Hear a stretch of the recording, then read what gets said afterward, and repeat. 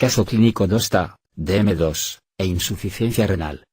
La enfermedad renal terminal, o insuficiencia renal crónica, es debida, en su mayor parte, a la hipertensión, a la diabetes mellitus, fundamentalmente la tipo 2, o a ambas condiciones conjuntamente, habiendo superado, ambas, a las glomerulopatías primarias como causa principal de dicho daño renal. Caso clínico 2, anamnesis 1. Se trata de un paciente varón, ya jubilado de sus tareas de agricultor y ganadero, si bien cuida todavía un pequeño rebaño de ovejas. Está soltero, y vive solo, lejos de cualquier familiar de vínculo directo. A ello cabe añadir que vive en un medio rural, con un nivel socioeconómico bajo, única fuente de ingresos su pensión de jubilación por el régimen especial agrario, y cuyo nivel cultural es muy bajo. La vivienda es de su propiedad. Antecedentes personales.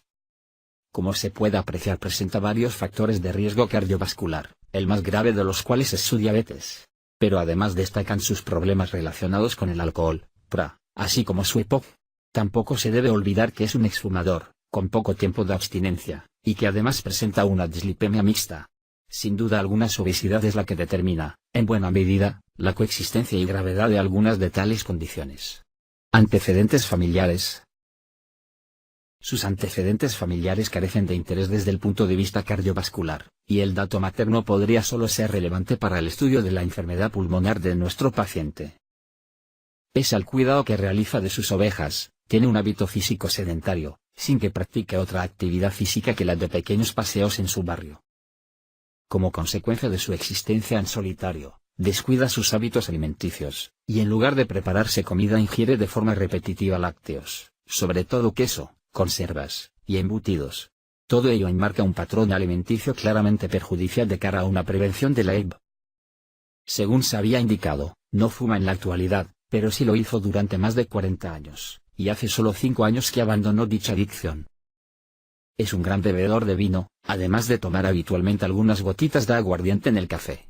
No se ha planteado el dejar de tomar alcohol, ni el variar la cantidad que ingiere. Evolución primera, 1990.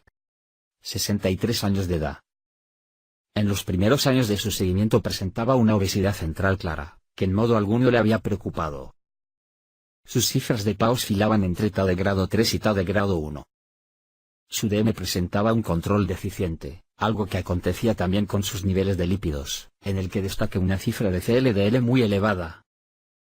Si bien su nivel de creatinina era normal, ya presentaba datos de una incipiente enfermedad renal, reflejada en una microalbuminuria persistente, detectada en el año 1995.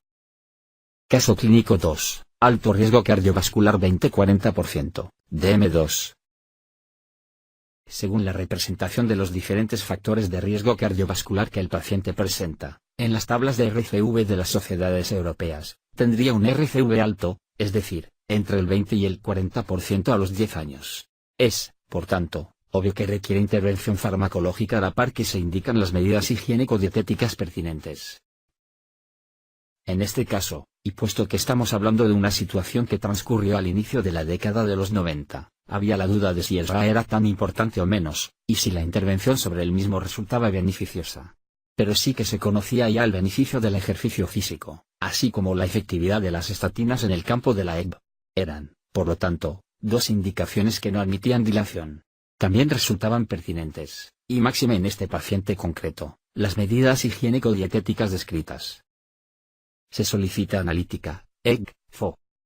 Evolución segunda, 2000. Transcurridos 10 años de evolución en la situación de RCV de este paciente, vemos que no ha variado su peso en el sentido indicado, como tampoco ha sido capaz de alcanzar un adecuado control metabólico de su DM, ni de su perfil lipídico. Esta situación, por lo demás frecuente en la población diabética, se acompaña de una persistencia de la microalbuminuria, a la par que se observa un incremento de la creatinina, si bien todavía muy discreto. El paciente evoluciona hacia una insuficiencia renal desde una nefropatía diabética e hipertensiva. Riesgo cardiovascular alto. Su perfil de RCV se mantiene, aun cuando solo sea por el aumento de edad, y apunta a la necesidad de una intervención contundente a diferentes niveles. Ya metidos en la década de 2000, no quedan dudas de que la intervención sobre el RA es un eslabón ineludible en el manejo de la situación global de RCV de este paciente, por lo tanto hemos de indicarle un IECA, UMBRA, o ambos. Sabemos también, que un programa de ejercicio físico, adecuado en ritmo, tiempo, y frecuencia, es claramente beneficioso, e insustituible. Finalmente, sigue teniendo lugar la prescripción de una estatina, incluso con niveles de lípidos normales sería pertinente, aunque ahora dispondríamos de una mayor gama, a la luz de las evidencias aportadas por múltiples ensayos clínicos.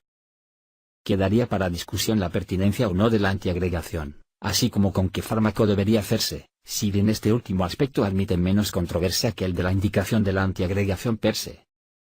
Se programan, analítica, EG, FO. Evolución -3, 2001. Tan solo un año después, en un contexto similar al que en todo momento ha exhibido el paciente, se destaca la consolidación y progresión de la enfermedad renal. Como es bien sabido, dicha alteración, una vez instaurada, no es posible detenerla, por más fármacos que se indiquen.